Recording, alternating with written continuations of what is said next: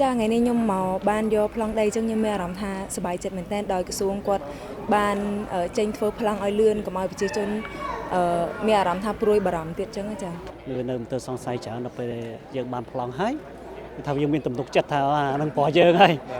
ថ្ងៃនេះខ្ញុំសប្បាយចិត្តបាទដែលបានខាងក្រុមហ៊ុនទេទៅខ្ញុំសិលថ្ងៃបាទឲ្យខ្ញុំមកទទួលយកប្លង់ណាសូមឲ្យតិជនយើងដែលគាត់មិនតាន់ទទួលបានគាត់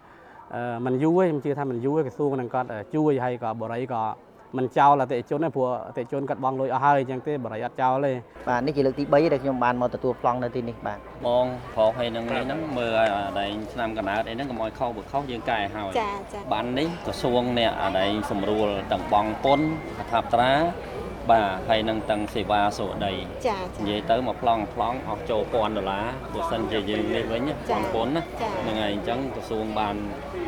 អនុគ្រោះឲ្យទាំងអស់អត់ហើយយកទៅអត់មានទៅបងពុនបងអីទៀតទេបាទជាចុងក្រោយខ្ញុំសូមអរគុណដល់ក្រសួងដែនដីបានខិតខំប្រឹងប្រែងរៀបចំឯកសារនិងធ្វើប្លង់ឲ្យយើងបានអញ្ចឹងហើយនឹងអរគុណដល់បរិយាលេងបតានឹងដែលគាត់បានខិតខំប្រឹងប្រែងរកដំណោះស្រាយនិងខំប្រឹងគេថាសាងសង់ផ្ទះឲ្យខ្ញុំបានអញ្ចឹងណាបាទអរគុណច្រើនបាទ